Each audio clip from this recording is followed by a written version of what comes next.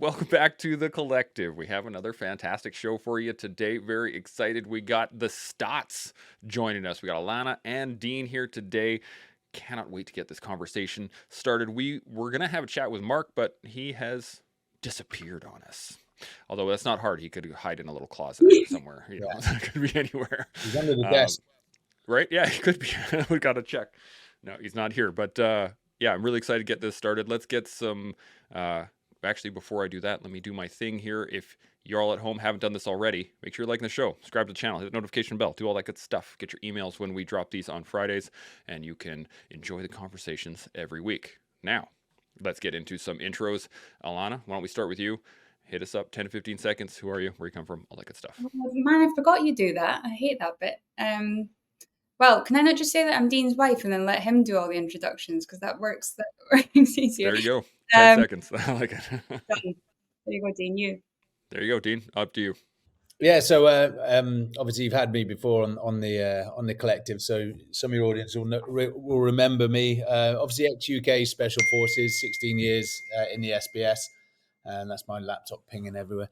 The unfortunately took a parachute accident which ended my career, and then found myself working in the security industry with my wife Alana, should I say, and actually all the successes I've had to date, whether it's world records, whether it's TV opportunities, whether it's evacuating people out of hostile countries, has been done as a duo. It's not been done as an individual. So people will tend to recognize my face, but actually I have to give credit to my wife, who actually does everything behind the scenes.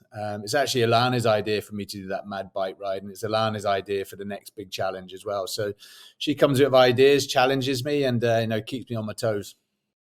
I like it. And you guys got your own podcast now, behind the scene. And I'm going to go back to Alana, make her talk for a little bit. Why don't you talk to me about the podcast in general, and yeah, tell us about it. Yeah, that fits right in actually nicely because it is the extrovert and the introvert. That's why it becomes a lot easier for Dean to speak. But it is called Behind the Scenes, so it's about the person the world sees and then what's actually going on behind the scene and everything else that's involved in that moment. So originally it started because we would get so much questions about how are these things done, and you would see a lot of there's a lot of people out there who come across as individuals. You know, they're on TV every day, or their podcasts or anything that might be, and they're this one guy or this one woman who's doing all this amazing stuff by themselves. And every time I look at them, I'm like, who's behind you? Like, what? You're not doing that by yourself. There's a team there. So it was originally to speak about the wives or the partner behind the scene, but as it's grown, it's managers, best friends, family, work teams, all these other things that are coming into play. So we've got some cool, exciting ones coming up. We had our first season and it worked really, really well. What it brought for us was a lot of other doors that it opened. So we've definitely done it. I mean, how you guys do it all the time, I really don't know. I don't think I could handle that full-time commitment of a podcast, but it is really fun just to meet new people and speak to new people. Yeah, that's one of my favorite things about doing the podcast, is being able to converse with all of the cool people we've had on here. I think we just did the math a little while ago. We're 640 guests totals, I think, so far. 640 plus, something like that. Yeah, it's been crazy. It's because of Sean. I blame him. This guy right here. He set a pace that I just had to keep up. Sean, you want to hit us up with that? Well, I do set a pace, but my pace is designed, or is not designed, is designed in my mind, but it is facilitated by everyone around me. And so, to Alana's point, I was thinking about this the other day because, of course, at the end of this month, I got to do a talk on mindset in Vancouver. And so I was thinking about how I consider mindset and how best to put that across to a demographic, or the crowd that's going to be there for the talk. It's a crowd that I don't know the full spectrum of their understanding of mindset. So I'm trying to find different ways to deliver it so that I can touch on all the different aspects of mindset within the broad ranging audience. And so sometimes people look up at the stage at the speaker and think that the speaker has all the answers, or it's the speaker's lived experience that is creating all of these solutions, when in fact, Alana, as you know, that's a pile of nonsense. Anything that I know is probably a result of all of the people that I've ever met, plus my freaking wife. And so my wife crushes it, and she crushes it in ways that I don't even understand. Like I'm sure she's not manipulating me, but shaping me in ways that I don't understand. I know that she shapes me in ways that I see. It's evident. And so successes that I've had in the past where she's been supporting me almost invisibly, sometimes it'll take weeks for me to realize that she's nudged me in a certain direction. Or as she walks by, she'll put a book down and say something along the lines of, "This was a good read. Maybe you should check it out." And sometimes I pick it up, and sometimes I'm a contrarian. Sometimes I'm like, yeah, whatever. I'm not going to read that. That's dumb. But I know that it's going to be good. So sometimes I've got to come back to it a month or two later when I think, is it going to be any good? It's probably going to be dumb, but I'll give it a chance. Depends on my mood. But my wife knows how to work my mood. She knows how to work my life. And so, the behind the scenes reference is that the title almost needs to be modified into behind the scenes, but actually the real scene. The behind the scene is the real scene. And so my wife shapes a lot of the things that I do, to include the podcast, the collective. So when I'm feeling like, I'm not sure, she kind of somehow Jedi mind tricks me into thinking, yeah, I'm sure. And so behind the scenes is pretty important, and it's something that we probably don't talk about enough. Let's get into it. I like it. I'm going to come to Dean on this one, but I got this question. What so far through the podcast, especially, but throughout all of your experiences, what do you think has been your big takeaway from understanding that it's not just the people in front, it's all of the support and all the background? What do you think? Yeah, well, I experienced this, and you guys will relate to this, Sean, Chance, in the military. For every SF operator to step off a helo or jump out of a plane or dive in the water, it takes 7 other people. That's a ratio of 7 to 1. So I knew about this anyway before actually partnering up with my wife. And so, and if one of those people doesn't show up, doesn't turn up, the pilot doesn't fly the CH-47, the mechanic can't get the helicopter airworthy. The chef doesn't turn up. So we're all starving. If one person doesn't turn up, it fails the whole system. And so I'd seen it in the special forces, and then I'd seen it in the corporate world. And so for me, especially when it comes to couples as well, it was quite interesting when Alana and I reached out to certain individuals that we know, some very famous people, and said, "Oh, this is the concept behind the scene." And the scene is a play on words. It's SWEN, not SCENE. And they're like, "Yeah, we love the idea, but actually, we'll give it a miss this time." It's because they want the world to believe that they're doing everything. That was really interesting to me, who actually did turn up and who didn't turn up. But the one thing that the real takeaway for us was there's a lot of similarities, but communication was always the key one. In any, and the good thing about this podcast as well, you don't have to be a highly successful person. It could be anyone in any relationship. You just met your partner and you both have careers. And, it tends to be, unfortunately for the females, when their relationships grow and they get married and they decide they're going to have a family, it's the female that actually takes a pause in their career, to bring up the family. And then the male then goes on ahead. And there can tend to be an element of resentment when you see that you put your career on hold to have a family, and your husband's now really successful and he's doing what he dreamed of all his life. And so what we do, Alana and I, and what we've seen with the guests is actually they still work together. If there's an element of resentment, they talk about it. And actually, I then, not so much me, but, if I'm want to do a project, I'll do a project. And then if Alana wants to do a project, she does a project. I then don't do another project in front of that. You almost, fulfill each other's dreams. Thankfully for me and Alana, any projects we're doing, we end up doing together. And so that's where we might be slightly different from other couples. Other couples may not have the same sort of passion and drive and goals, especially in philanthropy.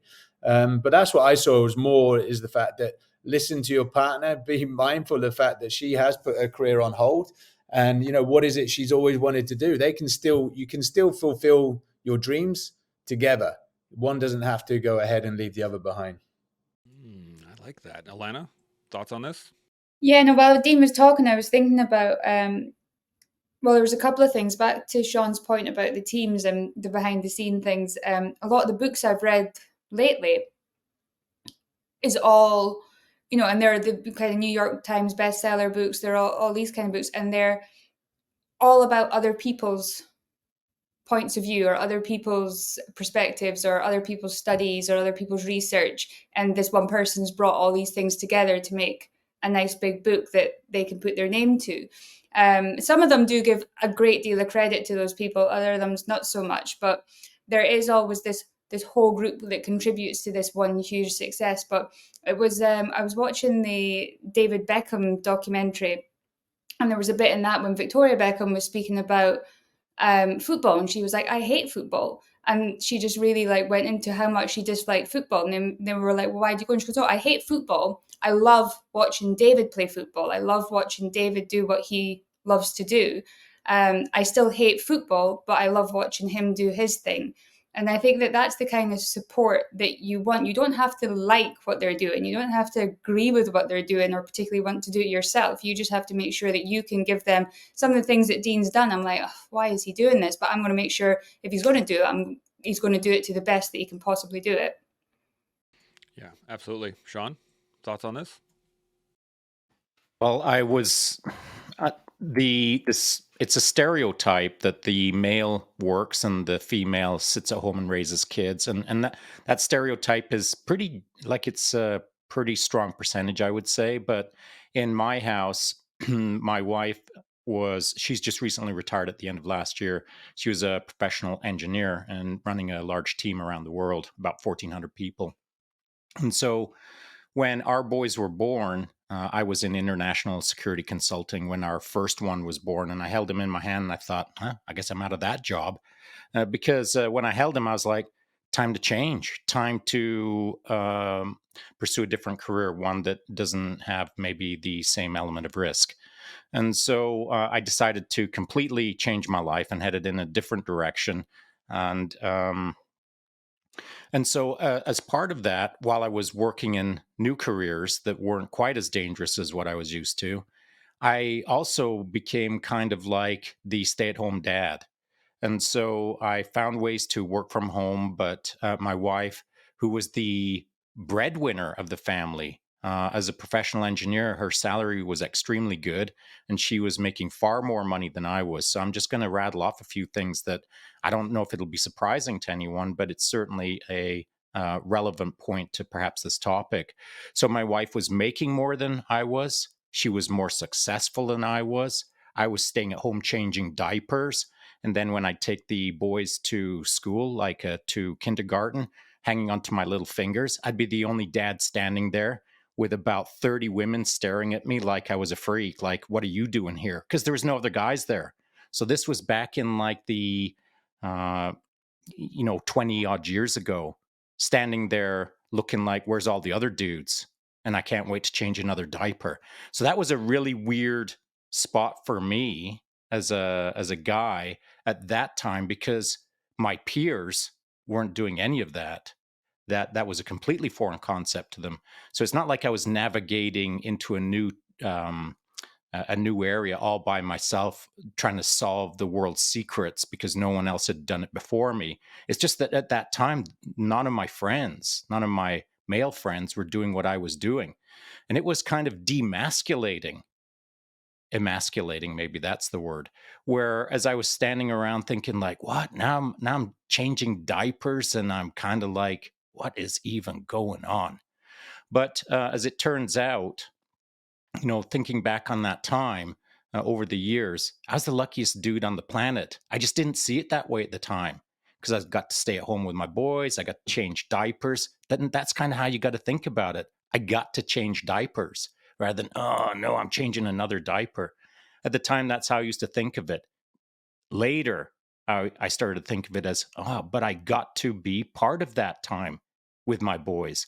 And so that stay-at-home dad thing, for a dude like me, was not common. I didn't know any tier 1 guys who were like hanging out at home changing diapers. And it was kind of hard on my head for a while because that's not who I thought I was. I had a different avatar in my head. It was not like stay-at-home diaper changing Avatar. It was smash on the world Avatar. So there was a real kind of reckoning in my mind on who I was at that time and who I had to be in the near future. And it was something that I had never expected that I would ever have to be. I just thought I was going to get to kick ass my entire life, not change diapers. So, the generalization generally is that it's the guy that goes out and kicks ass, and the lady stays at home and takes care of all of the biz. Well, I was the guy taking care of the biz while my wife was out there kicking ass. So there you go. I like it. It's funny you say that too, because I was actually a stay-at-home dad too, and I did not probably handle it as well as I probably should. That's one of the issues that I had as I got a little bit older, as the boys got a little bit older. But it was, again, same kind of issues. I had an avatar of who I was going to be, who I was at the time, and the stay-at-home dad changing diapers and cleaning up, throw up, and doing all the stuff that you do as a, as a parent to a small child. I did not see myself doing that. I thought, come home from work and play with the kids for a little bit, and dinner was on the table, and that same stereotypical concept. And it actually leads me, because initially, before we got into the conversation, I wanted to discuss this concept of entitlement, and it kind of plays into this in that, as men in North America, I think you grow up with this kind of concept of entitlement that, yeah, even if I do have a family, I'm going to be able to continue my work and continue to do my thing. I don't know if being a stay-at-home dad is a standard thought process for most men in North America. Dean, what do you think? Yeah, I think obviously, I'm just listening to you guys there. We all from ex-military. We've come from careers there where it's quite selfish. There's nothing you can do. If the military tell you you're going on tour for 9 months, you're going on tour for 9 months, and your wife has to deal with it. So that was an evolution in your life. So at that period, you were quite selfish. In fact, you joined the military. You're in the special forces, and you have to go, and you can't question it. You're going. So the next evolution in life, when you then leave, it's your own decision then. So if you decide, all right, I still want to work, I still want to go away, then, that is you being quite selfish. So I was listening to you guys, I was looking at Alana's face, because actually, I think I flew back from Libya. Alana gave birth to our daughter, and then I got Alana home she gave birth to Molly on Friday evening. I got her home Sunday evening. From the hospital, and I was on a 6 o'clock flight to Guinea in Africa. So yeah, I did the opposite of you guys, and I just decided that, right, I needed to go out and work. But then we soon then realized, actually, and to let the audience know, probably Alana brings in 75% of the money to this house, and me 25. She is the business one. So I then learned later on is that actually I'm now in a new career, and yes, I'm good at certain things. Other things I'm not that good at. And so we soon then realized what our strengths and weaknesses were, and then sort of monopolized on that. So if there was an element of entitlement, we probably wouldn't be here in America. We wouldn't be as successful. I would have the stubborn head, and we'd probably be back where we were 11 years ago. But for me, and that didn't happen like that overnight. That's been work in progress. Alana will probably go into more on this. Recently I realized I'm actually not an entrepreneur. I've got great skill sets in certain things. Step aside and let Alana run the business. So, but I do think, back to your question, Chance, yeah, there's an element of entitlement. And some guys, I have a friend actually, and he's like, I need to earn more money than my wife. I'm like, well, if your wife's earning good money, then get behind her and support her, because it's still beneficial to you and the family. It's not actually a competition. So, like Alana has 5 books, I have 1 book. If Alana makes New York Times bestseller, then I'm over the moon, because that's still helping and benefiting the family circle. So it shouldn't be this entitlement that, well, I'm the male, I must work. Work together as a team. It's a team effort as well. It's not you versus her. And, we sort of, and like I said, that didn't happen overnight. I thought I had to be out earning the money, and actually then realized, again, where we came to this conversation was after the Canadian Embassy evacuation. I'd only been home 21 days in a 365-day calendar. I was so focused on working and thinking I needed to be providing for Alana, and Alana was providing far much more money than I was sat at home. And so it was like, right, something needs to change. But if we hadn't sat down and sort of addressed that, then yes, we probably wouldn't be here as husband and wife. It would be Alana Killen and Dean Stott on it. You know what I mean? So It could very well that's be. her maiden name, Killen, as well. Yeah, it'd be I, impressive. Yeah. I like it. Alana, what are you thinking? Yeah, so I think if we went back to when Molly was born, that time, Dean was injured literally within a year period. We met each other.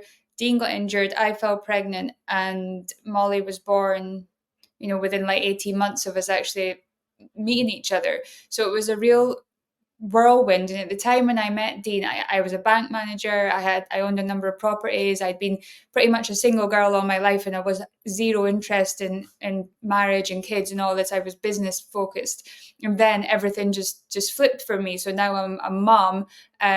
This guy's injured, and all this like thoughts are what do I do now? So Dean's now going out working, and I'm like, okay, well, I've got to look after the baby, and I've got to do these things, and my identity, who I was going out the window. And I remember just sitting thinking, this is just not me. Like, I loved Molly like to pieces. She was amazing, and she's just this little baby, but I was like, nothing in my life is being fulfilled right now. And we carried on like that for a few years, and I would be running Dean's thing while he was out on the ground doing what he was good at, which is being on the ground and doing jobs. And he is a soldier, and he was brought up as a soldier. He trained as a soldier, and he worked as a soldier for 16 years. So that kind of instruction and command and lifestyle is what he's very, very good at. And then when you're trying to force this entrepreneurship on them, that a lot of people think, oh, you have to do this, you have to be a leader, all these words get flung about the community. It took us a while to say, well, maybe that's not 100% where you need to be. And it did, as Dean says, it went through many evolutions, and there was conversations, there was arguments. I say arguments, it was never really, we're not big arguers, but the discussions we had was because of those stereotypes. Like, can Dean not do these things and not be seen as the kind of hero, the front stage one? So it really did take us right through to the point where we said, look, well, I'm doing all these things to try and make you this person that the world thinks you should be, this leader, this entrepreneur, all these things. If I didn't do all these things, I could be rather than spending 20% of my time on my stuff, I could be spending 80% and still do a bit for you, but I could be doing all this. And this is what is going to make us the money. If you could just give us that minute to show you, this could make us the money. And I think once we flipped that and we realized that actually, yeah, I'm really good at this side of it, but I 100% need somebody who can just be like, on command, do these jobs that I need to be done whenever they need to be done. A big part of my business is as a problem solver. And it could be, I've got a stalking case, or somebody's just lost $200 million, or brothers are fighting over land. All these things will always require some form of security or some form of warrior by my side at any point. And I'll use Dean for those things where we need to. But the amazing thing was that we had Tommy in the middle of that. That was in the kind of the mixture of, we don't know how this is going to go. And then when we had Harley, we were really progressing into this way of life. And it's just worked out so well for us that we still get to be, both of us get to equally be mum and dad. Like, Dean's part of Harley's life more than he's been part of any of the other kids' life. He's up with her in the night, he's changing her diapers, he's feeding her, he's playing with her. She absolutely adores him. She's complete daddy's girl. I'm still there. I never do the school pickups, and a lot of the mums, if I do turn up, they'll give me the kind of eye roll, or, where's she been? But if the kids get asked, mummy's working. That's what mummy does. Mummy works. And Molly knows that I work. Tommy knows that I work. They know that daddy, well, I think they still think daddy works in Burger King sometimes. That question comes up now and then. But they all see this life, but what they do see is us being our completely true, authentic self. Dean's being exactly who he is and who he's meant to be, and so am I. And I think for the kids, that is something they need to see. Yeah, that's a great point. Sean, you got any thoughts on this? I appreciate this conversation because I think that more people need to hear this kind of stuff, to be honest. I mean, when you take a look at a guy like Dean as an example, and I'll say take a look at a guy like myself to a lesser degree, it seems that on the surface level that we're freaking hard charging and taking care of all of the business and smashing everything in our way and being mega leaders, we'll call it. But that is definitely not the case for me.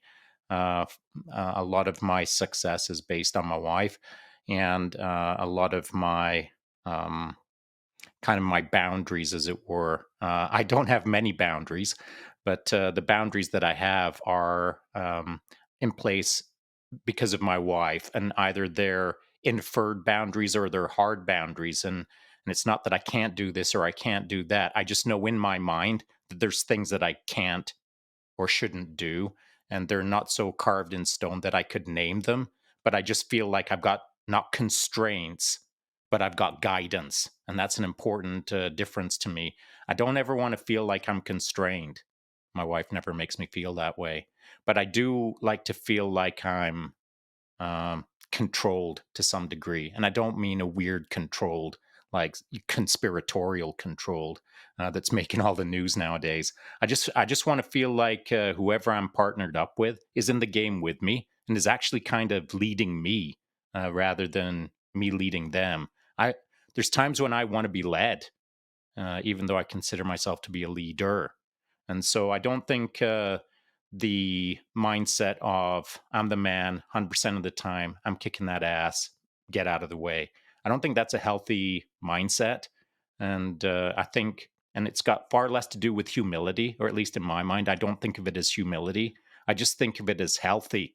It's healthy to hand over the reins on a percentage, whatever that percentage it is for you, within a couple, so that you understand the ebb and flow, not the power balance, which is something completely different, but the ebb and flow of energy, so that the couple or the family unit or the people who are working together feel like there is fluidity in life. Because I don't know about you guys, if I could see my future carved in stone in front of me, knowing full well how it's all going to unfold for the next couple of decades, I'd be bored, man. Like, I wouldn't want it. It's not for me. I don't like the master plan that's working perfectly. I like to feel like I'm leading my own life, and I actually like to feel like life is leading me in parallel. So I do like the fluidity of the unknown or stepping into the void with someone who I know is kicking ass right next to me.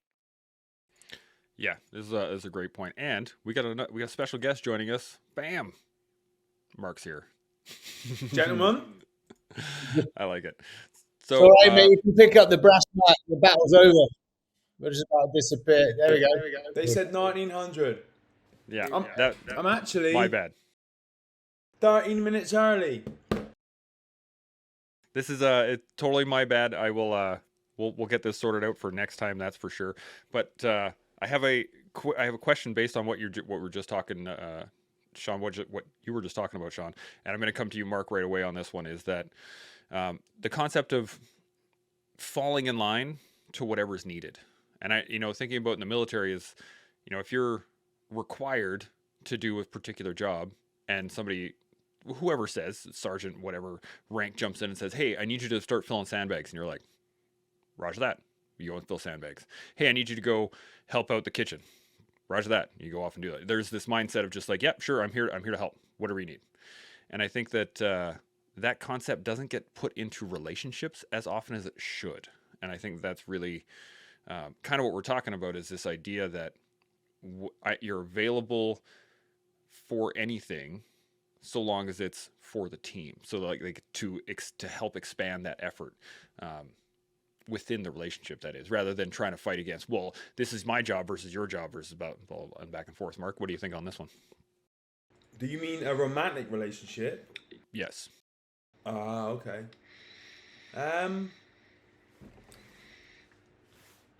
You're a team. You gotta act like a team. You do the grot jobs even when you don't want to do them, and then hopefully the other part of the team does them too. Because come on, sometimes that's what life is, isn't it? Just wading through this shit together, trying to get out the other side.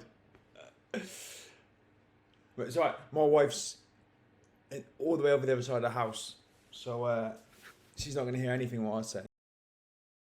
Perfect. Alana, any thoughts on this? Yeah, I was just thinking about what Dean was saying, and I was thinking about, to go a little bit mystical or to go a little bit into like TV world or whatever. If you think about the Spartans, or if you think about these types of 300 Game of Thrones, they've got the queen, they've got the leader of the I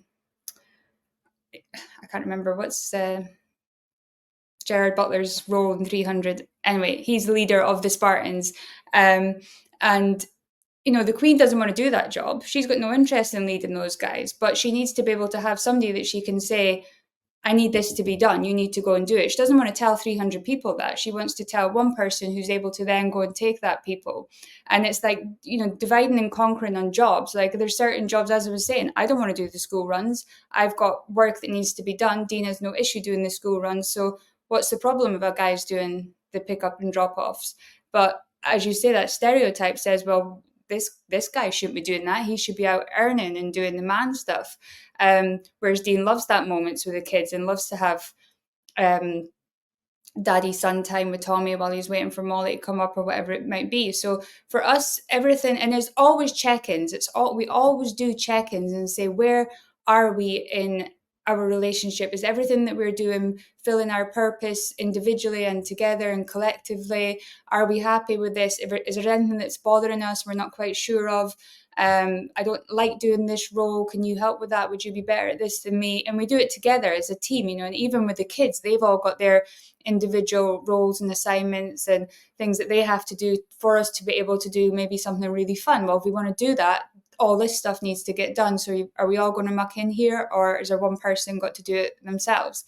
So throughout the whole thing, it's just a constant communication of, where are we? Can we be doing better? Can we improve on this? Is this better off being somebody else's role? And it evolves. It just, over the last 15 years with Dean and I, it's just constantly kept evolving as to where each of us is going to work the best.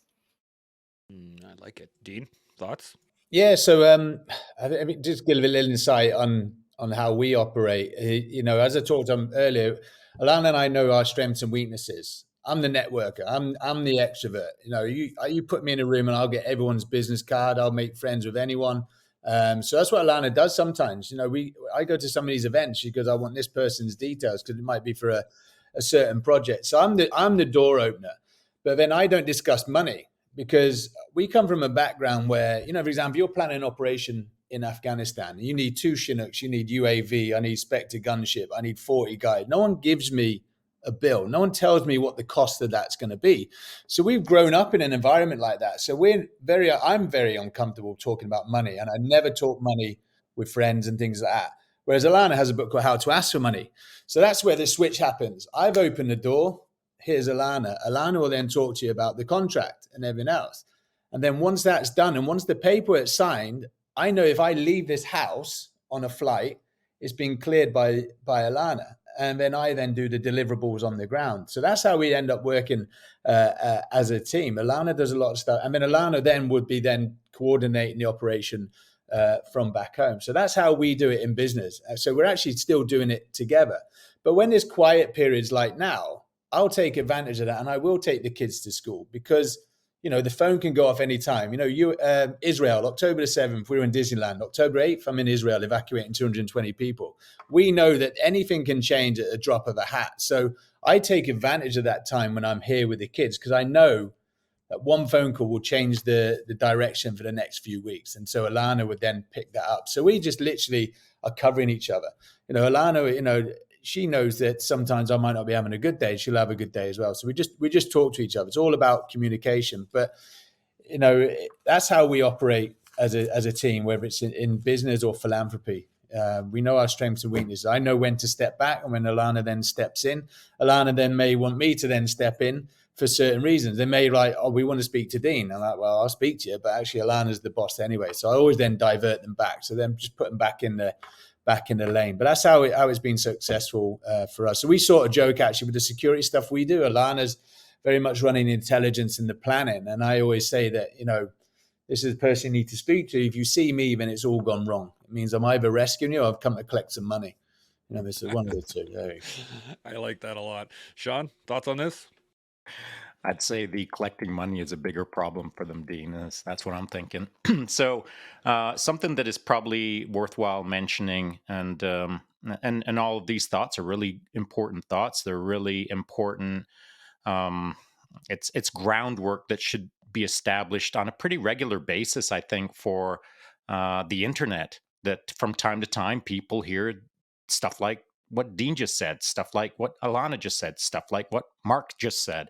It's important for everyone to understand that behind the curtain, the wizard behind the curtain is probably our wives, and if it's a woman that's in front of a microphone and appears to be running the entire show, maybe it's the guy that's in charge. Behind the scene is where the action is at.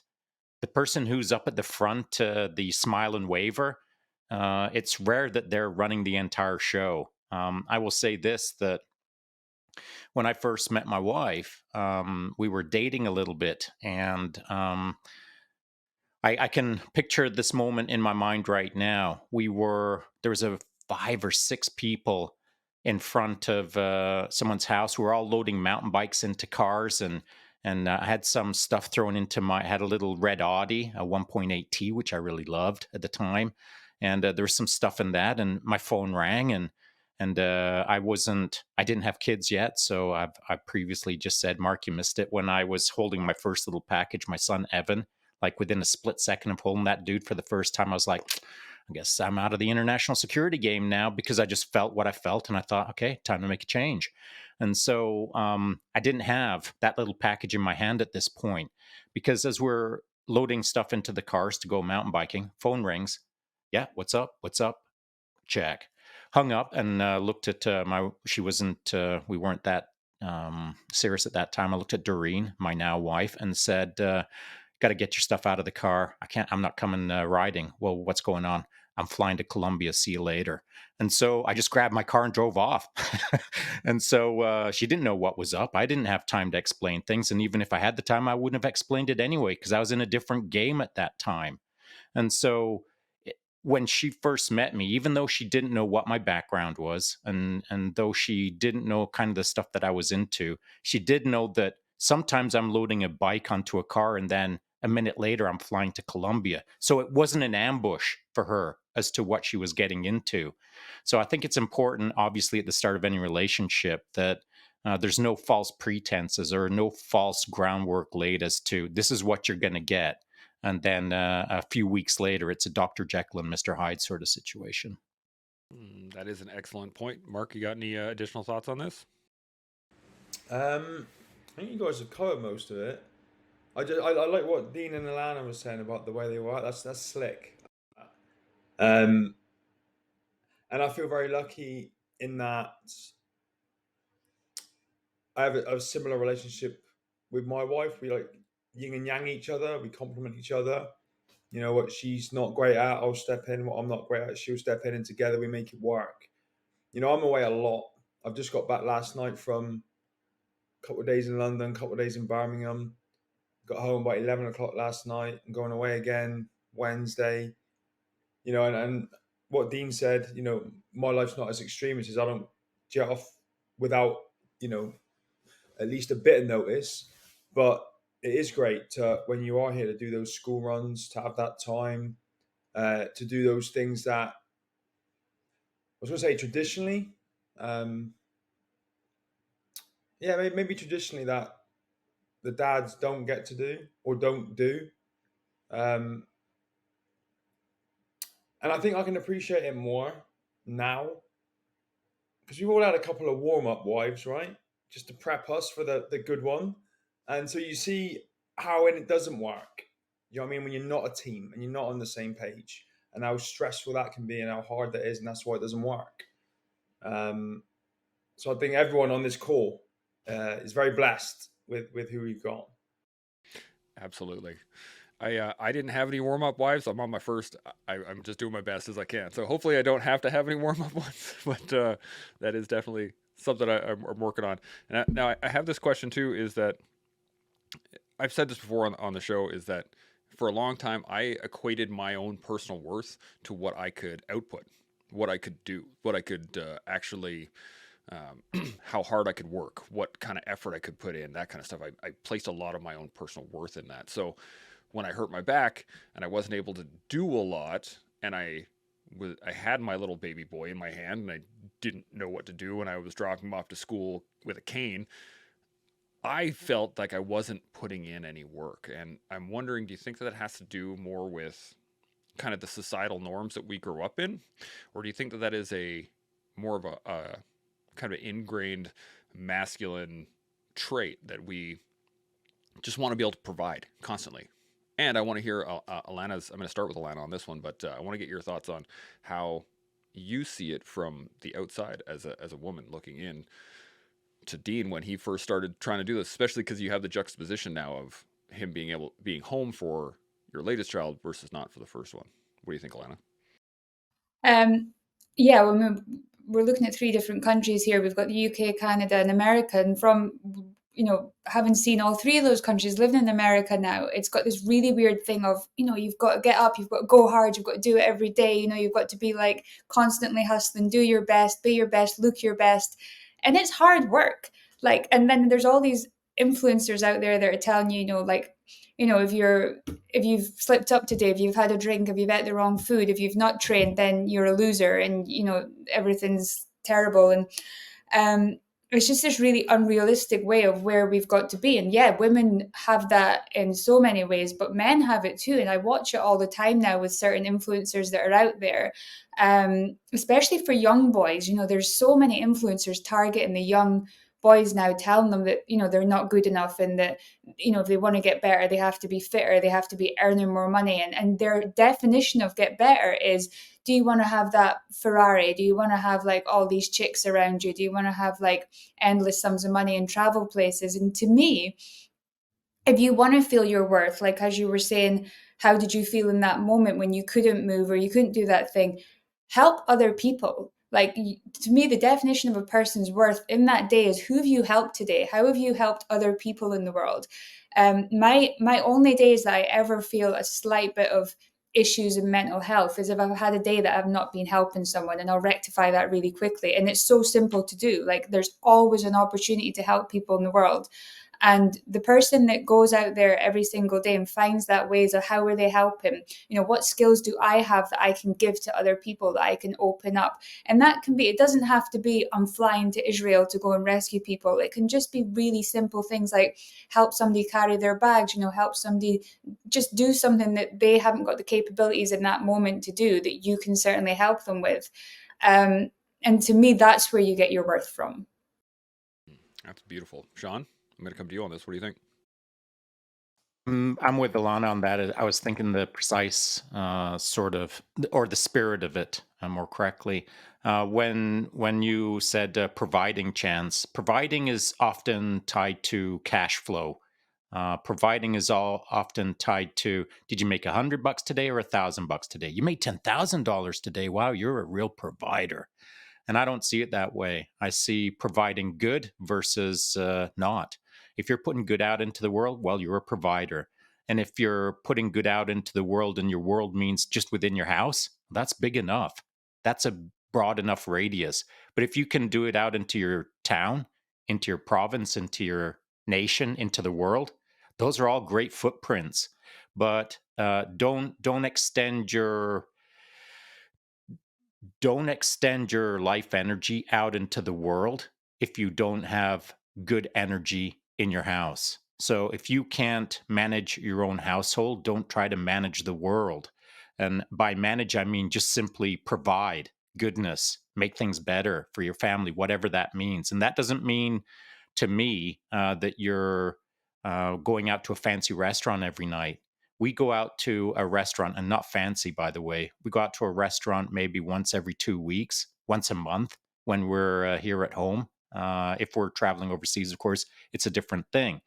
But providing is a slippery slope that can start becoming defined by a mindless routine. So providing to your family may mean now it's every third night you've got to go and eat at McDonald's. And if you don't eat at McDonald's every third night, then you're not providing. You're not making enough. You're not doing well, as it were. And so you've got to kind of watch the definition of providing, I believe. That's a great point. Mark, what are you thinking on this one? I think you do the best you can do with what you got.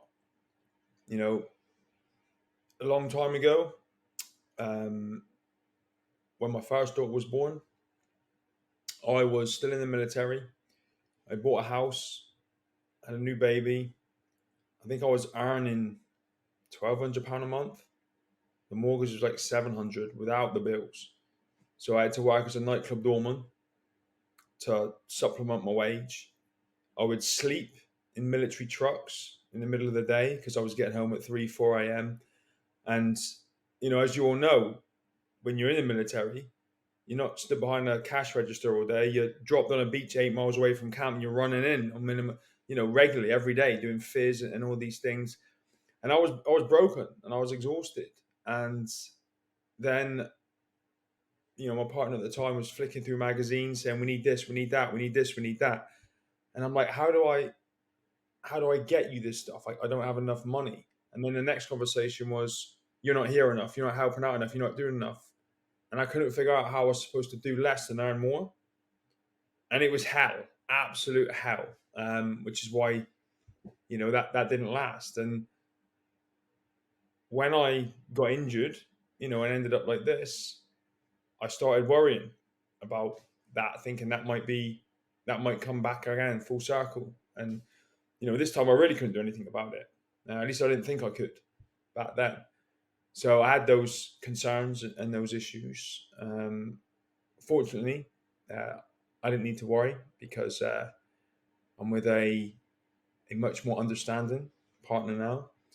And even when I couldn't work at the beginning, you know, I was still getting paid by the military, but I wasn't working, which made me feel a little bit like I wasn't providing and adding value to the relationship, even though the money was still coming in until I was discharged.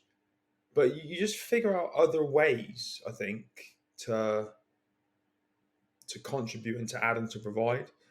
And then as long as you still do want to, you know, get up and do things, anything, and you go out and you do that despite the challenges you face, then you are providing. You're doing the, like I said at the beginning, you're doing the best that you can with what you got. I think that's all you can really do. Yeah, absolutely. Dean, thoughts on this? There we go. Yeah, I think all three there have touched on some great things. You know, and again, you know, what is it you're providing? If you're just solely focused on money, then there's a gap somewhere else in the relationship, in the family, the time with the kids. And as I alluded to earlier on in this podcast, where I was so focused on bringing in money, and I was at home 21 days in a 365-day calendar. You know, we had enough money. Alana was providing money because she had a very successful property development company. So we were just so fixed on providing money, when in fact I should have been providing my time to my wife and to my kids. And so, yeah, it depends what you're providing. Yes, of course, you need money. You need money to live. And it's nice to not feel worried, like Mark was alluding to earlier, you know, looking over your shoulder, how are you going to be able to pay for things? But it's finding the balance of what is you're providing. Don't get that yin and yang completely off chart and just be fixated on the money. And then one Alana mentioned as well, the pressures of social media. You know, if you're having a bad day, you know, it is hard. You know, I wouldn't want to be a young child nowadays. You know, I have this, you know, if you work 100% all the time, you'll burn out. You know, you just got to listen to your body. You know, when I do challenges, yes, I give it my all, but I don't do that every day. And anyone to think I do that every day, I have duvet days. You know, I'm like, it's a duvet day. Let's get our pajamas on and watch a movie. But yeah, I think the pressures we have from social media, saying, oh yeah, earn $100,000 a month and own a Lamborghini. Well, actually, if you're sat in your own house on your own, twiddling your thumbs at Lamborghini, then you're not a happy person. So, but I think, you know, where where I look at where Alana and I are today and where we were like 11 years ago, the reason our successes are coming in now isn't because it's because of those 1%. We kept pushing forward. We didn't push 100%. It was just chipping off a little bit of time, where there's 1% gain, 1% gain. And it's now they're starting to come to fruition. It's not a single explosive event that's turned it overnight and put us in that position. So as long as you keep moving forward, then, you know, I have a great analogy. I think I may have used this before, that your body is like a river. It needs to keep flowing. You know, as soon as it stops, becomes stagnant, like a stagnant pond, you know, you get illness and things like that. But what you need to control is, and sometimes I've got this wrong, is to control the flow of the river. Yeah, keep it going forward, but it doesn't have to be a grade 6 waterfall all the time. It just needs to keep moving. That's a fantastic point. I was teaching jujitsu yesterday. That's what I say when people are rolling quite a bit. It's just like, movement is life. Keep moving. Just even if it's a little bit, just keep moving. It's such a great point. Sean, you mentioned this earlier that I want to touch on was the footprint to the world versus your home. And I really like the concept of understanding that. And I think there's not enough discussion about this, is that if you want to make an impact, and we see this on social media a lot, is like, if you want to make an impact in the world, or if you want to make an impact in your life, you have to make an impact on the world. You got to change the world. Let's change how everything. And really, I don't think you have to. I think, especially with the collective, one of the things that I've noticed is that if we can change 1, 2, 10, 15 people within a community, that is what starts the ball rolling. And to your point, Dean, you know, if I want to make a change in myself, if I do everything all at once, I'm going to burn out. If I try to change all of the things that I want to change today, I'm not going to be able to maintain that kind of pressure for the long haul.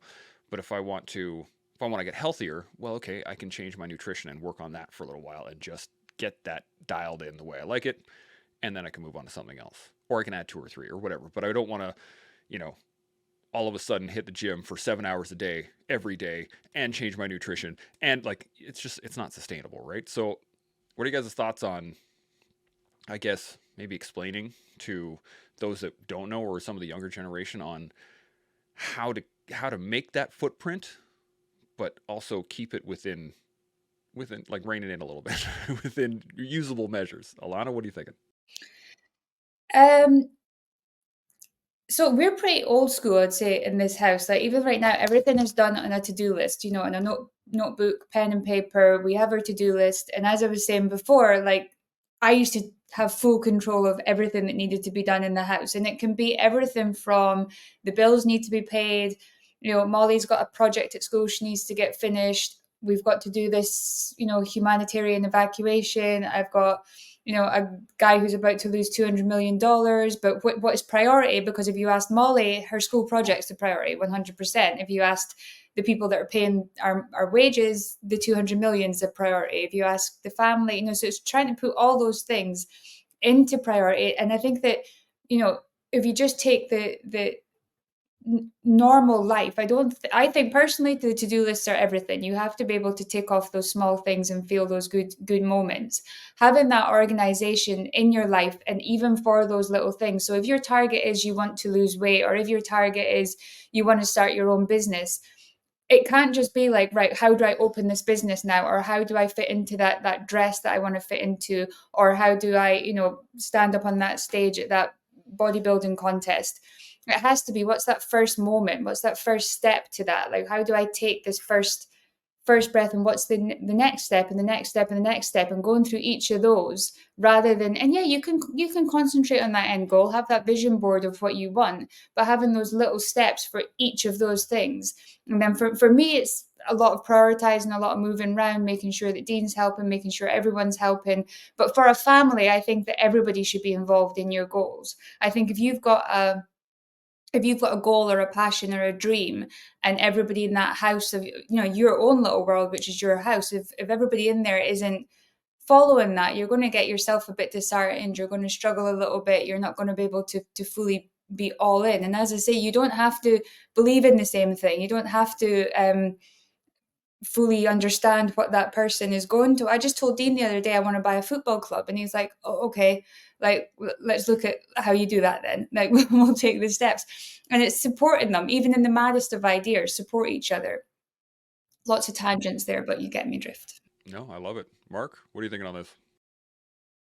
First of all, I love that. I mean, Plymouth Argyle, they could do with a new owner if you want to fly back over here and put some boots up some bums. Yeah, going back to what Sean said, you got the way I interpret it was that you have to have your own house in order before you can go out and make any change in the world. I think it's absolutely true. It's I guess what I would compare that to is as an individual, you can't really do anything meaningful unless you're healthy, right?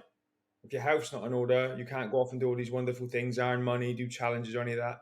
So I think if you want to have an impact in the world, you really need to have your home squared away first. And like Alana just said, everyone kind of on the same mission, everyone doing their bit, everyone moving in the right direction, and everyone moving forward.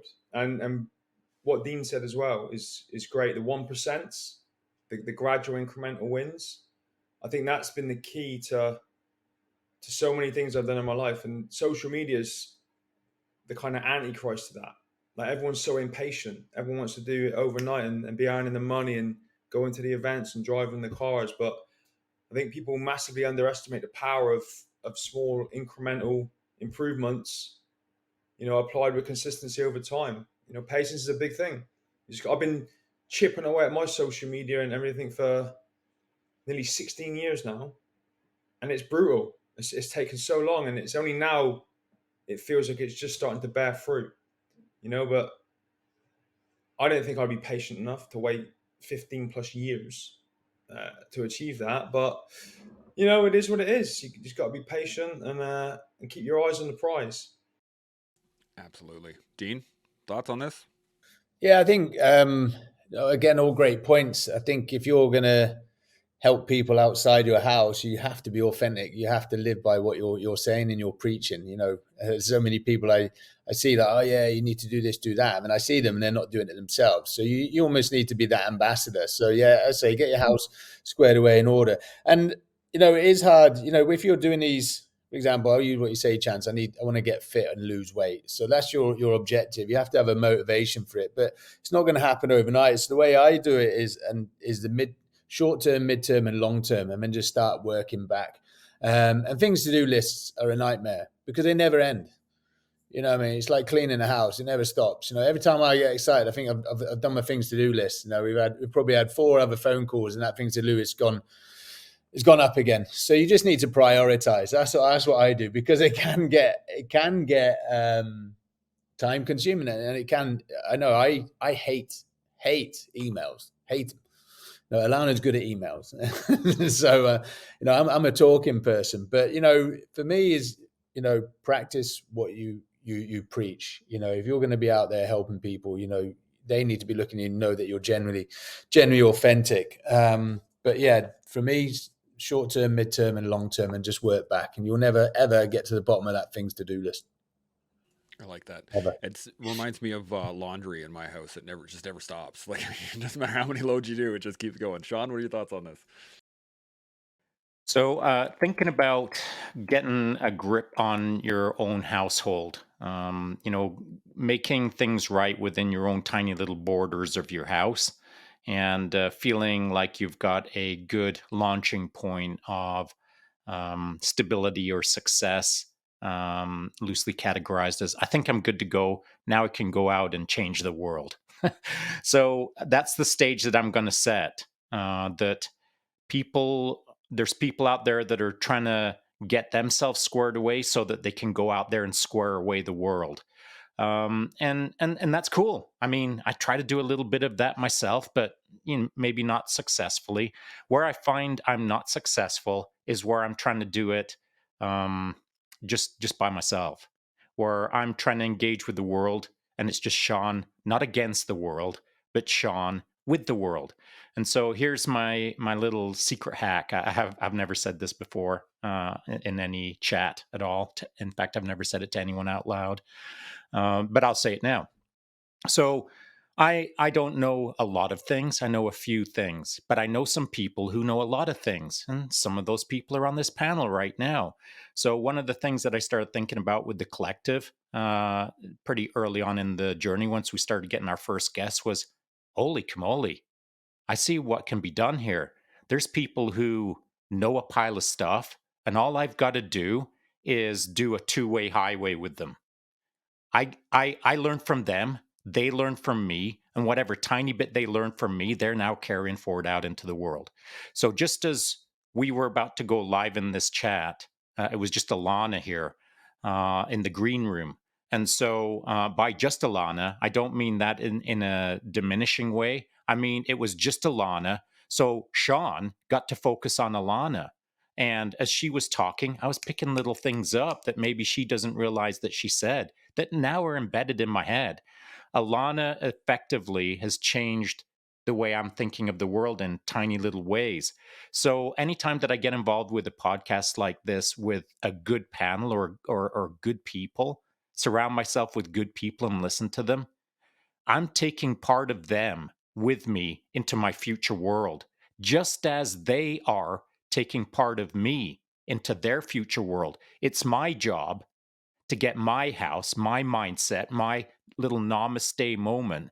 It's my job to live in this moment and somehow encourage others to think a little bit differently so that they can take it out into not their platforms, but out into their lives.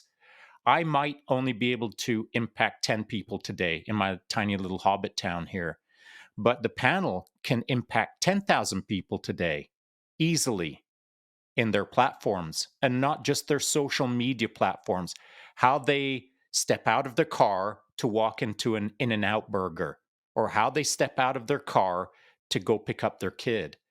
The attitude that they portray from this moment on, it won't be because of me, but it will in some tiny way have been impacted by me, even if it's a tiny little veneer of my approach to life, just as I am trying to absorb that person's approach to life and not just Bruce Lee it in the sense of I'm only going to cherry pick the things that I like and I'm going to get rid of all of their nonsense. I don't, they're 99% nonsense and 1% awesomeness.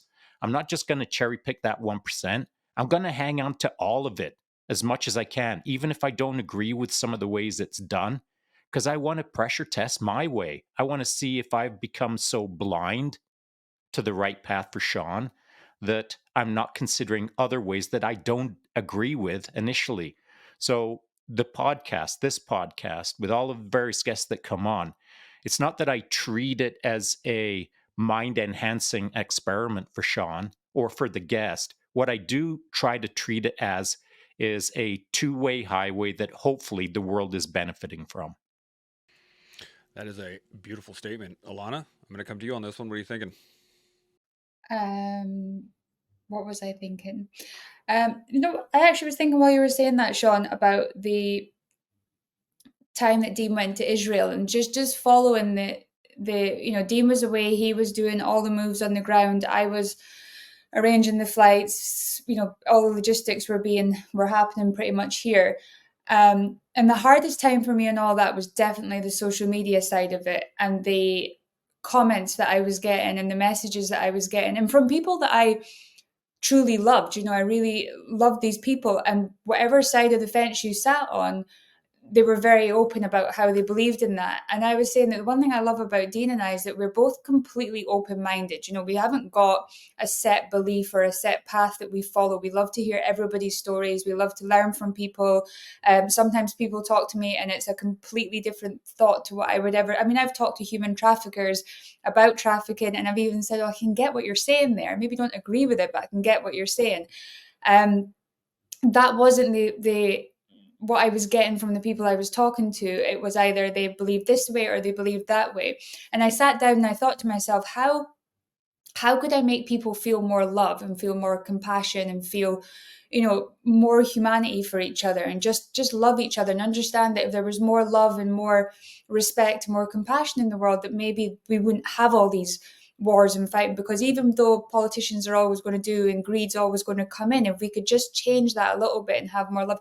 And I just, one of those moments where I just went on to one, I thought, well, if I spoke to two people and just made them feel that way and feel peace and love and compassion was more important than fighting and war and everything else.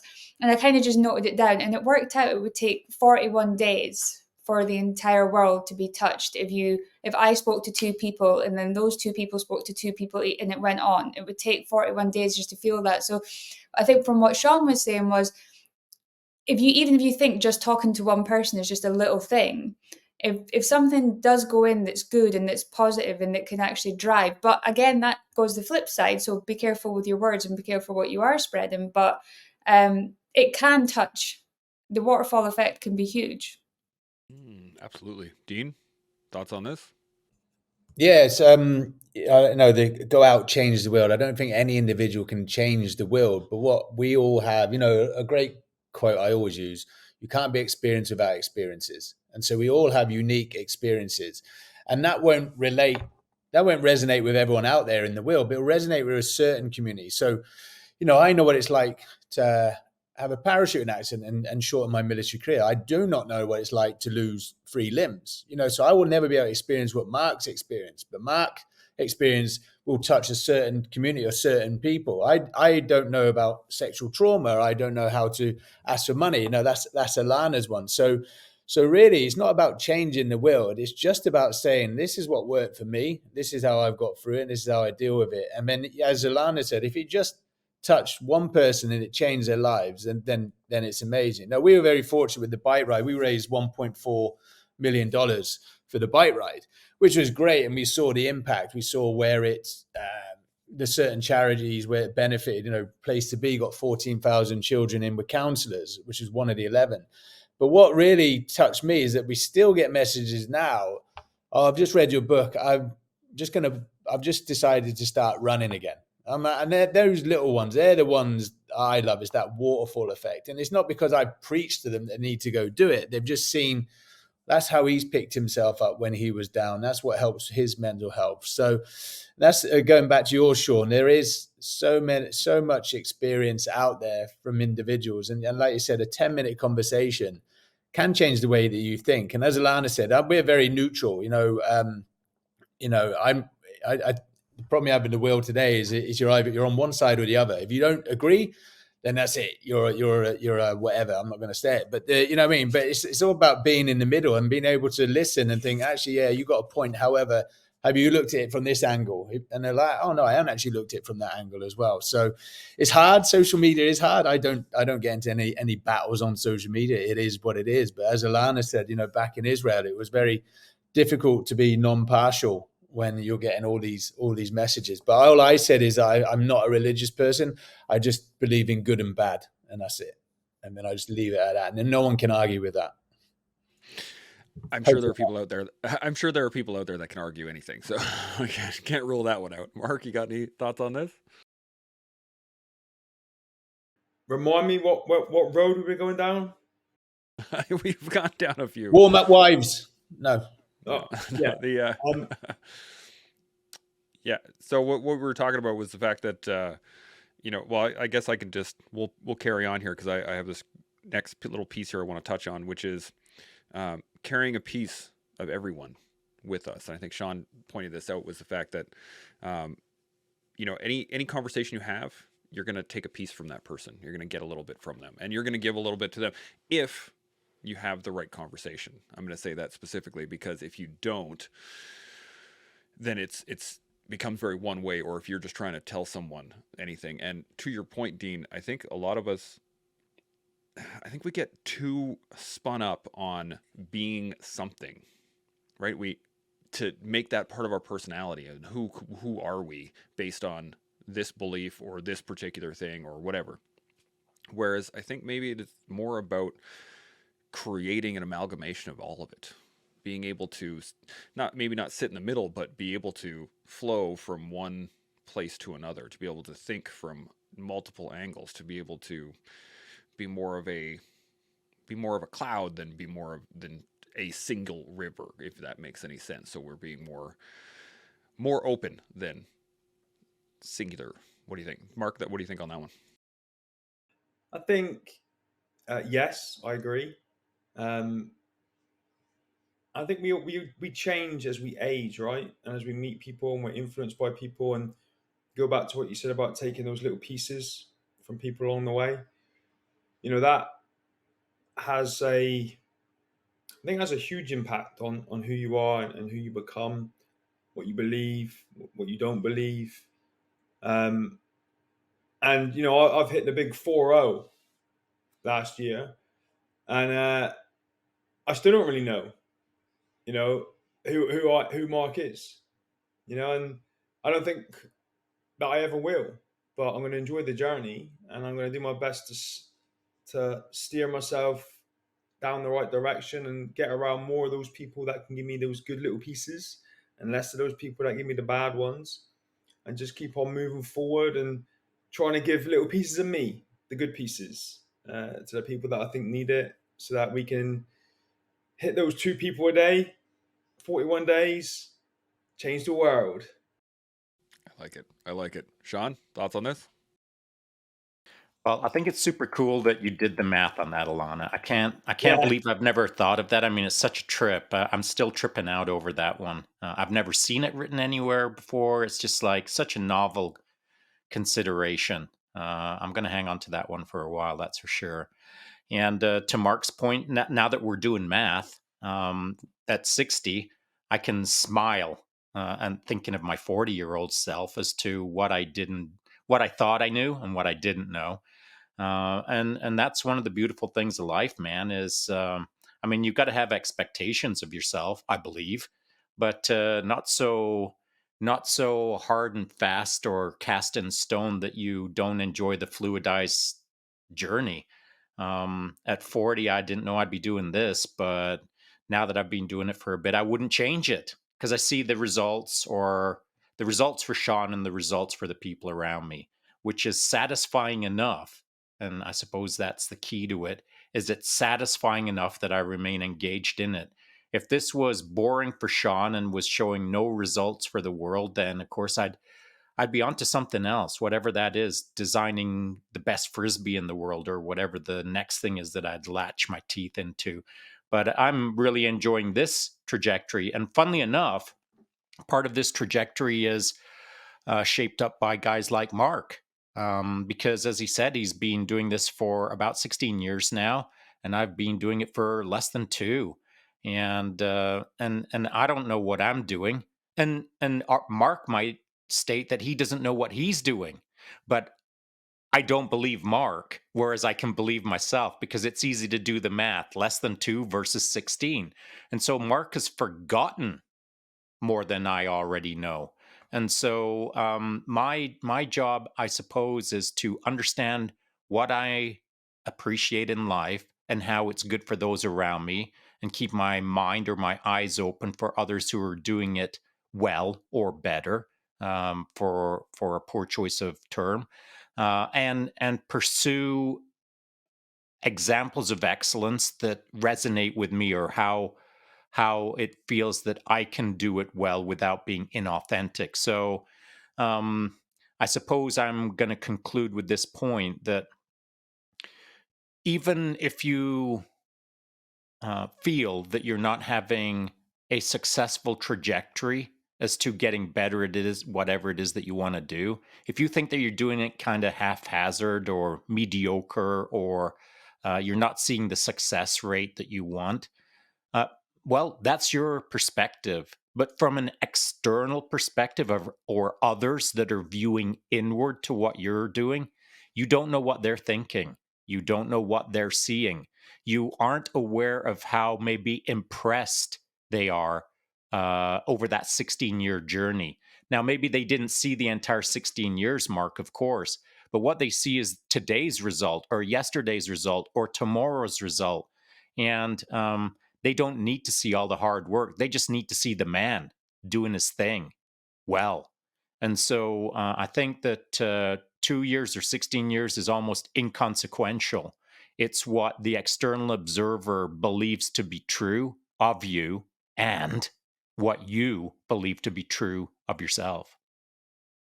That's a really interesting point, and it made me think of something. It's kind of hilarious. I don't know if you guys have this saying from wherever you guys are, but the in Alberta we say if you don't like the weather, wait 5 minutes because it'll change. Like it's not it never stays the same long enough.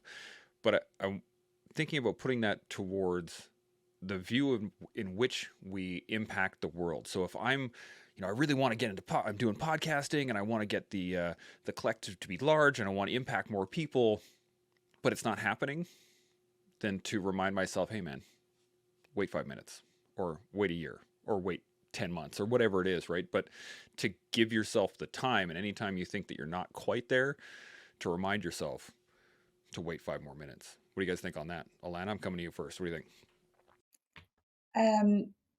Yeah, fully agree. I think, you're building this podcast up. I think it's been able to look from where you started to where you've gone. Who knew one day you would have Dean, Alana, and Mark on the show? I mean, how lucky are you?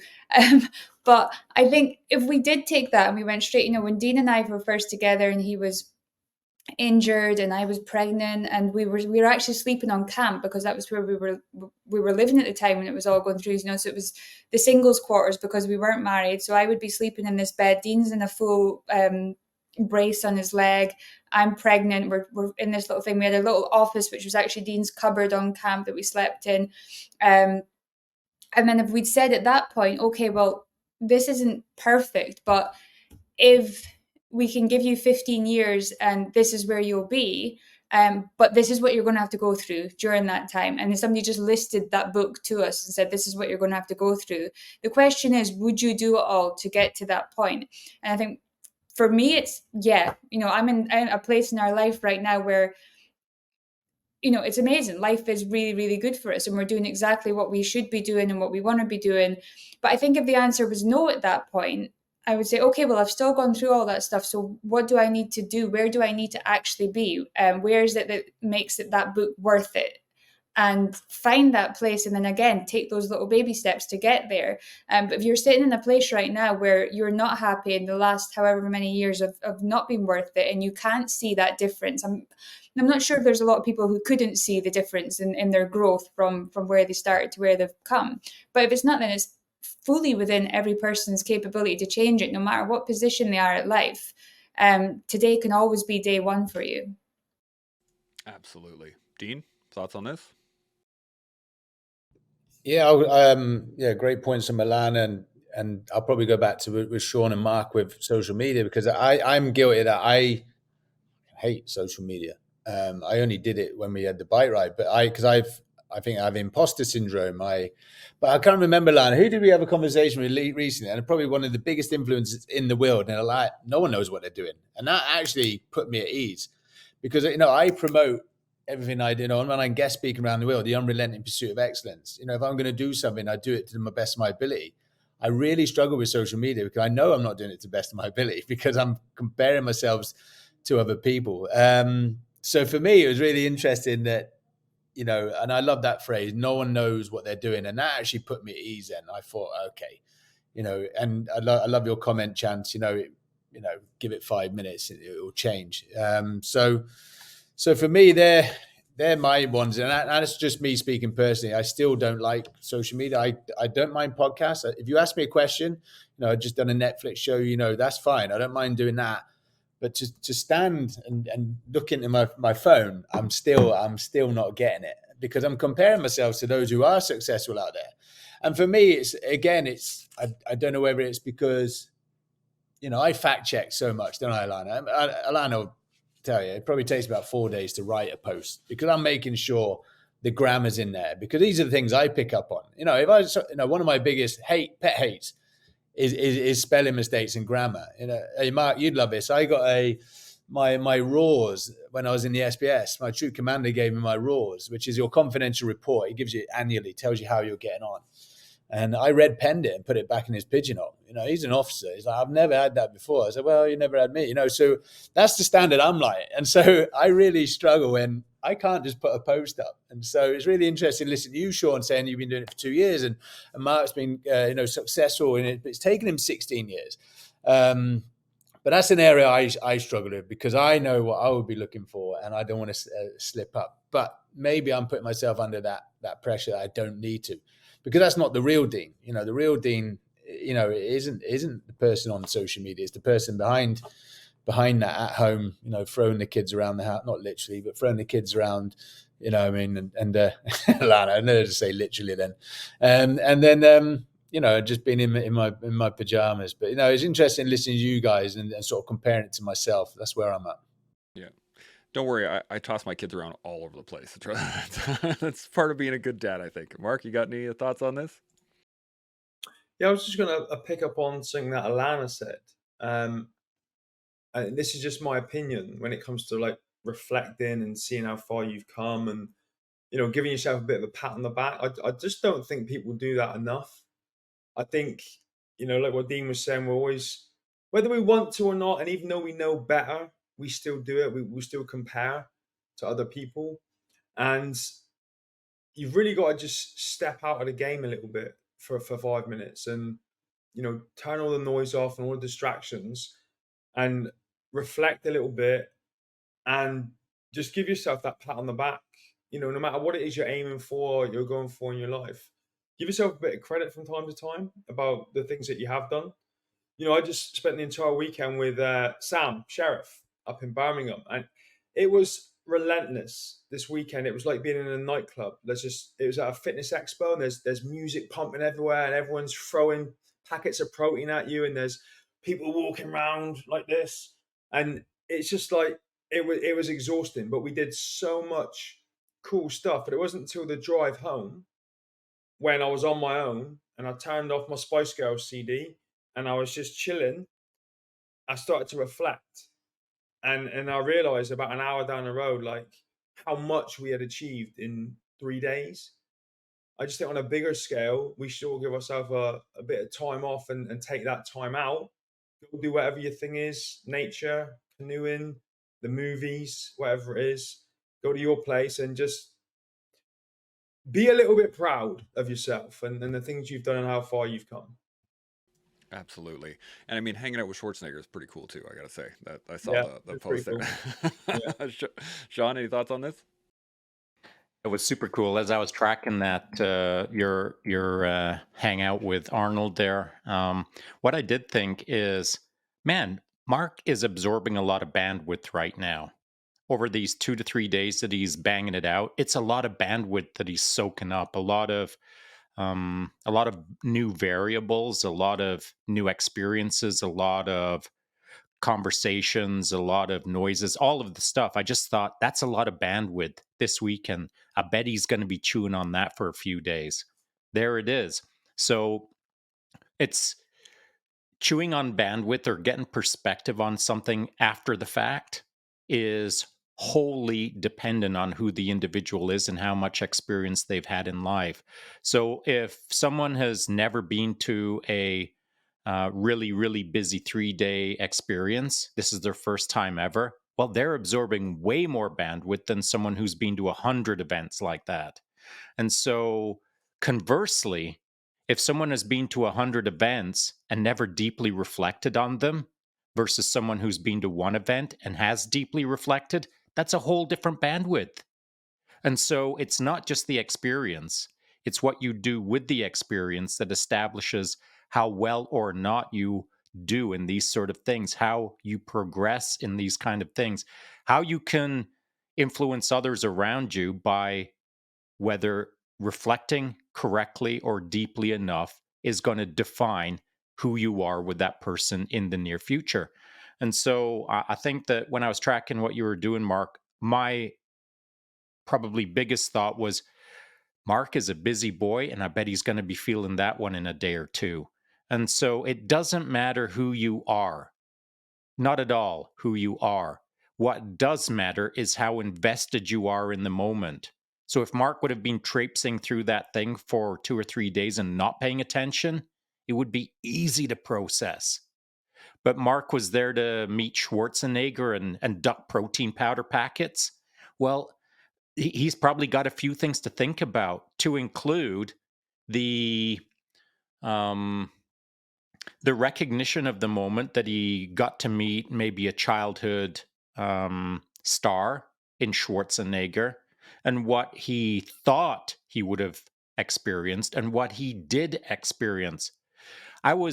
When Mark was at that show and I saw those images, what I was thinking was, I wonder if it's matching up as to what Mark expected. And I wonder how much time he'll think about that. Because that's what I was doing in that moment as I saw that image was, I wonder how I would feel about the realness of this is what it's all about versus what I'd carved in my mind as the potential moment or built it up into something that it's not. And so these kind of moments are busy, no matter who you are or what you've done in your life, if you are engaged in the moment. This brings up a really interesting point on not only understanding the moment, but the things you learn from reinvestigating those moments. Like, because you can be in the moment and you can really enjoy it and process it afterwards and do all that stuff, but then to revisit it afterwards, or in the form of a podcast, perhaps, when somebody asks you, "Hey, man, what was your major takeaway?" to kind of redevelop even your thoughts a second or third or fourth time based on the experience. And Mark, I'm going to come back to you on this one here, but any new or interesting things that have popped up since this weekend? First of all, the moment, it was great. Like you said, Sean, I think a lot of us born who were alive in the 80s, 90s were fans of Arnold Schwarzenegger. And I went into that meeting with zero expectations. And, it's a bit pessimistic, but if you've got zero expectations, then you can't be disappointed, right?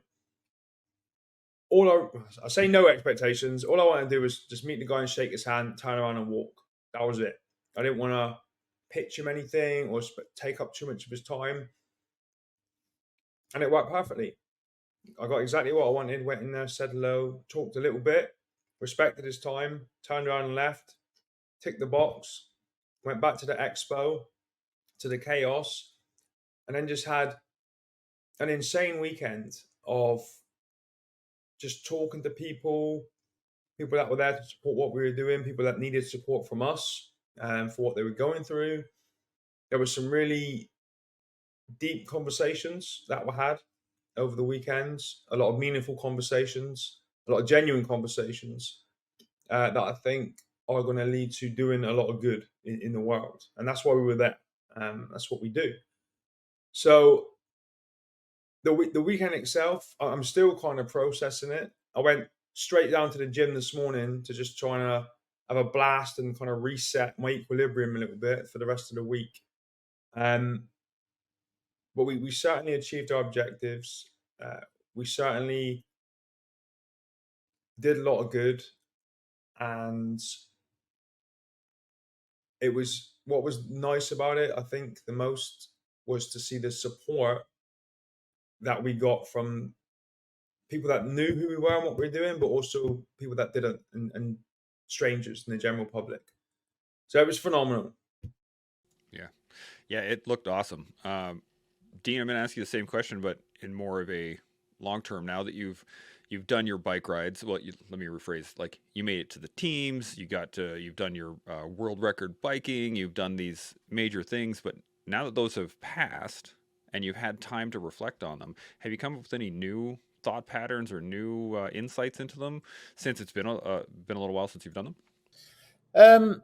Yeah, I think enjoying the moment is also celebrating your wins as well. That's something me and Alana don't do, and something we've been more conscious of as well since, when I broke the world record, the same week I had Prince Harry and Meghan's wedding that I went to. An amazing moment, but I can't remember any of it, and I didn't enjoy it because literally I hadn't had time to really reflect on what I'd done. A huge achievement, becoming the first man in history to cycle the world's longest road. I mean, raising this, and actually, I just wanted to get home and be with my kids. And I really didn't enjoy that wedding. You mean, Alana, think about it now in reflection, it's like, it wasn't good. And we didn't sort of not capitalize on it, but we didn't enjoy it. And there's other occasions name dropping, there's lots of celebrities here that we go for barbecues with. And it's only afterwards like, oh, that was good. But I read it somewhere that actually, and it's not because it's called the clean. You're the cleaner. I think I referenced it earlier. Is you've done that job, but there's another job to do. So for us, when we do a challenge or do a project, we don't really take time and absorb and really appreciate what we've done and who we've helped. It's like, what next? And I think that's just certain individuals are like that. I think, as I like what Mark said, he didn't go in with any expectations. He just wanted to see the guy, shake his hand, and he achieved his aim. Go in with that mindset. I mean, anything else is better. But yeah, Alana probably allude a bit more on it. But yeah, we've had that many a times is where not so much enjoying the moment, but not celebrating those wins and reflecting. It's just like, right, what is next? We've achieved that aim. And just because we're so mission driven. And so we know now when we have those experiences, I probably won't go to another royal wedding, but if I did go to another royal wedding, I'd probably appreciate the time there. But I had lost 12 kilograms. I had been on my own cycling for 3.5 months. And all of a sudden I had the world's press. So it was hard for me. I was just trying to get comfortable with being with my family again, never mind, what else was coming at me. So I didn't enjoy that experience. But people do ask me, how was the wedding? Okay, it was all right, I think. I can't remember what champagne we drank or what canapes, but I wish and that's one experience. There has been others. I wish I had sort of taken in that time and appreciate what we had experienced. And as Mark said, it's only when you leave and then look back and think, actually, that was amazing. We just been to something that was truly, truly amazing. Probably didn't experience it as we'd expected, or did I have expectations it would be something and then it wasn't? I don't know. Go on, Alana. I'll let you. I like that one lesson for someone else. If you ever go to a royal wedding, try not to have a world record-setting bike ride. Try just before that, just as a good lesson. Just Alana, any thoughts on this? Yeah, I think that you've got to take the positives from who you are, and it sounds like in this group of people here that we're speaking to, we're still playing the game. We might have scored a goal. We have a little celebration very quickly, and then we've still got to play the game because we're still going for more goals. We still want to win this one. So I think for people like us, life is just that constant game, and you can take that quick moment to celebrate, but you keep moving on to the next thing. And people will say to you all the time, you don't celebrate it. You don't. It's like you're not doing it specifically for that moment. It's to keep building up those moments throughout. I know last year we went back to the UK and I got my MBA and things. I still haven't downloaded any of the pictures. I still haven't looked at the footage, anything that I think my dad did actually order one, and there's one in his front room. But other than that, we haven't looked at it. I was only thinking about it the other day. I was like, it's almost a year and we just haven't gone back and looked over it. And we do it all the time where we say, do we celebrate life enough and what we achieve and what we do? But the truth is there's always something else, and there's always something bigger or something more that we've got to keep going for. And I think in particular, like Dean and I literally have to force date nights upon ourselves because everything is just so fast. And when we get that moment, we want to be with the kids but I think luckily for us, work is an enjoyable thing that we do. Like we don't work in a miserable environment or doing something that you don't want to be doing. Like every day we're getting up and excited to actually get there and work and do what it is that we're going to do. So I think for people specifically like us that are being told all the time you need to celebrate the moments more, I do get that, but I also get that that's just not in our nature. We're always going for the next goal and going for the next thing, and maybe that's not necessarily a negative thing. Yeah, absolutely. Sean, Do you mind if I jump in a minute? Yeah, man, give her. Because this has never happened to me before. Like when you guys saying this, honestly, at one point in my life, thought I had something wrong with me. Because everyone says this to me. They're like, "Don't you soak it up and enjoy things?" I'm like, "No, what's next?" And even my wife, and for the longest time, I thought, well, maybe there's something wrong with me. Why can't I just stop and enjoy what I've just done?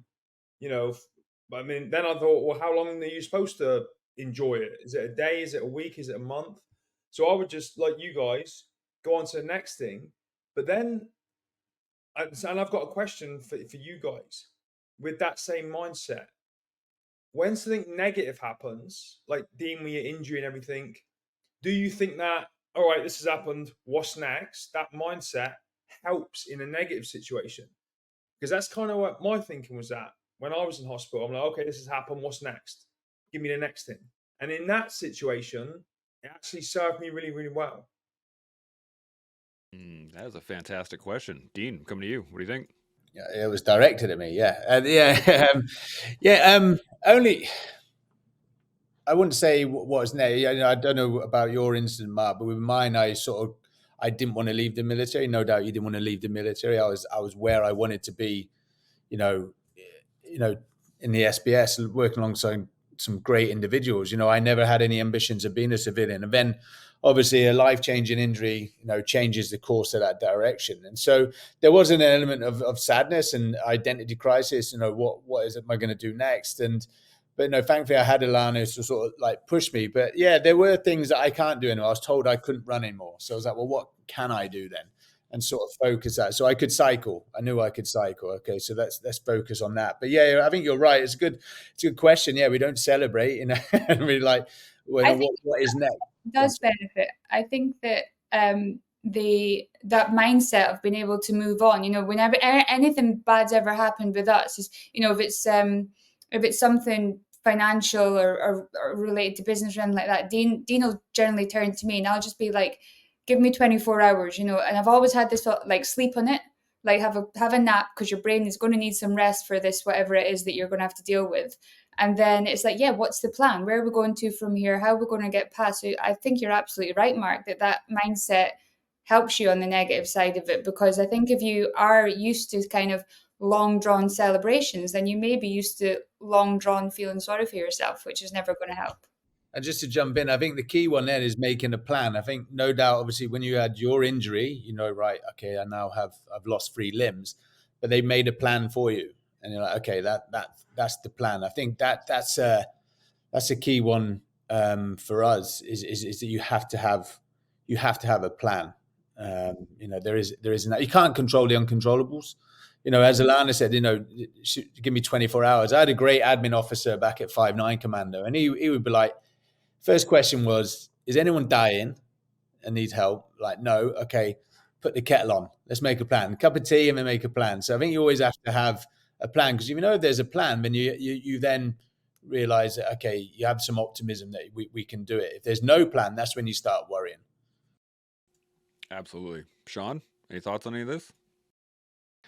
Well, based on what Alana said when she was talking about, we're all in the game and, you score a goal and then what's next? And all of a sudden you're trying to buy a football team. Isn't that how life works? You know what I'm saying? You start from, you get handed your first football, and then next thing you know, years later, you're thinking about what color jersey you're going to put the team in. And that is a result of a good mindset. That is the result of someone who is not just in the game, but is freaking owning the game, owning the team within the game.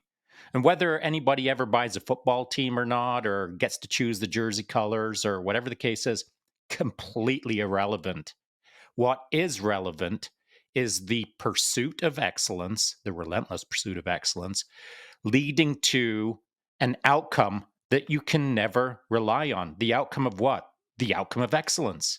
The outcome of maybe you'll get a team, maybe you won't. Maybe you'll get 2 teams, maybe you won't. Maybe you'll never know why you want a team. Maybe you will. All of these things are reflection moments. Why pursue a team? Why choose red as the color of the jersey?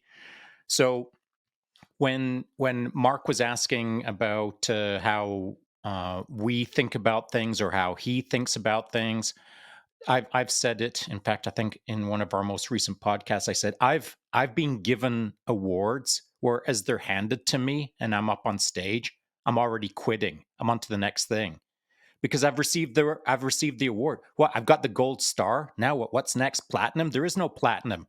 What's next? And so here's the important thing for me, maybe not for everyone else, but for Sean. The moment that I'm getting handed that thing and I'm thinking, what's next? I have to pause for a second. That pause could be a millisecond. It could be 12 seconds. It could be 4.5 days if I've got the luxury of time. But I obligate myself to take an instant pause and think, not between what I've just done and what's next. There's this liminal space, this little moment in time where I can choose to reflect on it. The choice of reflection is inside all of us, but not enough people take the opportunity to reflect on that liminal space between completed and initiate. And so it's there that I probably learned the most about Sean and the world around me. Doing things and pursuing things teach me things. But the liminal space of considering the moment between completed and starting, those two things aren't attached so tightly at the hip that you can't study the space between the two.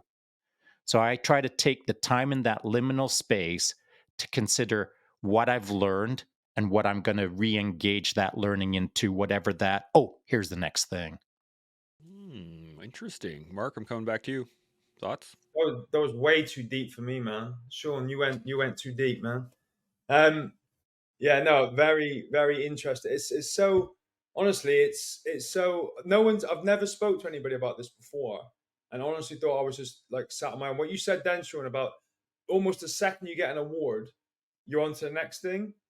You know, Alana, you said when you got your MB, you still haven't downloaded the photos. When me and Becky went to the Palace, within 15 minutes, we were at the drive-through McDonald's at the bottom of the hill, chewing down cheeseburgers. She was on a train into London. I was driving back to Plymouth. Like, done. Next thing. It's honestly, I'm so happy that other people think that way. I thought I was a weirdo. You're not a weirdo. It's all good. I mean, we're all weird. Yeah, exactly, in our own little ways. And I really love where this is going. This is it's fantastic. I mean, the concept, we started talking kind of about entitlement and how to kind of engage that or not engage with it.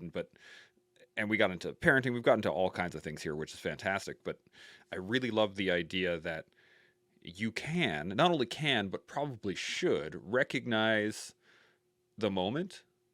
But once you recognize the moment, move on. And that way you're never really stuck anywhere. And, I was saying this earlier, but movement is life. And if you can keep moving, even in just incremental ways, I think that's fantastic. So I think it's a great place to wrap up for this afternoon. And I just want to get some final thoughts across the board. Anybody at all? Well, we'll start with Alana, and then we'll work our way up and go from there. So Alana, any final thoughts on anything at all that we have covered so far today? I love it when I come on the collective and I think it's going to go one way and it goes a completely different direction. But yeah, I think taking these moments, having the gratitude, being, enjoying life every single day, and keep, forget the ones that are telling it. Mark, I'm glad that you've realised that, because there is a few of us around, and there's just so much to be done. We don't have time to stop, so just keep going. And everybody's a bit weird. Yeah, so welcome. welcome to it. Dean, final thoughts? Final thoughts. Catering's not great at royal households. If we were having to go to McDonald's, because I think we did the same afterwards. But also the fact, and I also highlighted, I'm the only Brit on here without an MBE. I feel, I have to curtsy to my wife here. But that for me is the big takeaway. Really, is that nothing happens overnight. Just keep pushing, as I mentioned, keep pushing forward, whether it's 1%, just keep flowing forward, but also be mindful of the yin and yang. Don't let it go one direction that, you're then not providing your personal time, to your family. And like Alana and I mentioned at the beginning of this, we've been together now 15 years, and it's only really, I'd probably say the last year or two that we've managed to find that happy medium. It's gone one extreme. Sorry? Like each other. Is that what you're about to say? That's it. Yeah, exactly. So, what I mean? So, it's had its extremes, we've gone totally the wrong way and then the opposite. So, it's working. It's work in progress, is what I'd say. Absolutely. Mark, any final thoughts?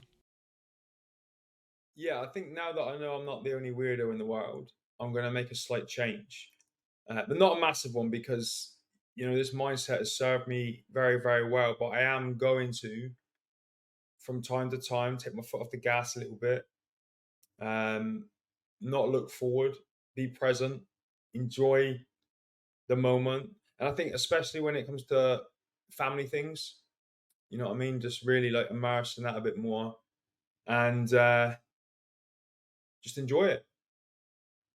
Yeah, absolutely. Sean, final thoughts?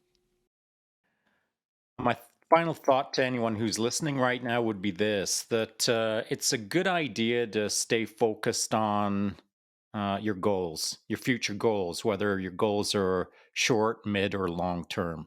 That's what provides me a healthy sense of pursuit, where I feel like I'm an adventurer, where I feel like I'm in the game. More importantly, the word that I like to think, the one that I use in my head anyway, is I'm in the hunt. I love hunting.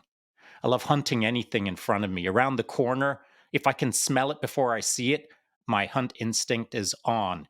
And so you should always have at your core a fire that makes you pursue the unknown. But at the same time, we've got to find that yin and yang balance of every once in a while, take a big old deep breath and let it out super slow and appreciate the moment for what it is. Try not to live in the future, but try not to get stuck in the moment continuously. And so, to that point, as I was saying that, all I could think was, tomorrow or the day after, the podcast guests that I get to talk to, or the things that I get to do in my life, or the people that I hear from over the next few days, that's all great. Whatever comes of that. But I can never forget the laughs that we had in this podcast. I can never forget the time that I feel like I spent with friends in this podcast. And so these kind of things are not all about giving and taking and getting smarter, getting wiser. There is a human element to this kind of thing, where it's not about results driven, it's about a feel of being with friends. And sometimes just that feeling of being with cool people is enough for me. Yeah, that's a great point. I don't have a ton of final thoughts here. It just reminded me of um, I do a journal every day, the daily Stoic journal, and the prompt yesterday was fantastic, and it asked me, "Are my choices beautiful?" And I wrote out a whole thing, and I normally record it and I put it on Instagram, and everybody, it's great. But yesterday I thought about that question quite a bit, and then I put it onto a video of me playing with my boys on the jiu-jitsu mats. And I wanted to put my video, I wanted to make my voiceover and do all the stuff and make blah blah blah blah. But I realized in that moment that the proper choice was just to leave the audio, let the kids run around, scream their heads off, laughing, having a great time, because that really showed off what the question was all about, which is making beautiful choices so that you can enjoy those moments while you're in them and carry on the next day, the next thing, the next thing, forever. So as we all learn, build, and grow, we'll see y'all next week. Chimo. Hey Collective, Big Bird here. Thanks so much for watching the episode. Really appreciate the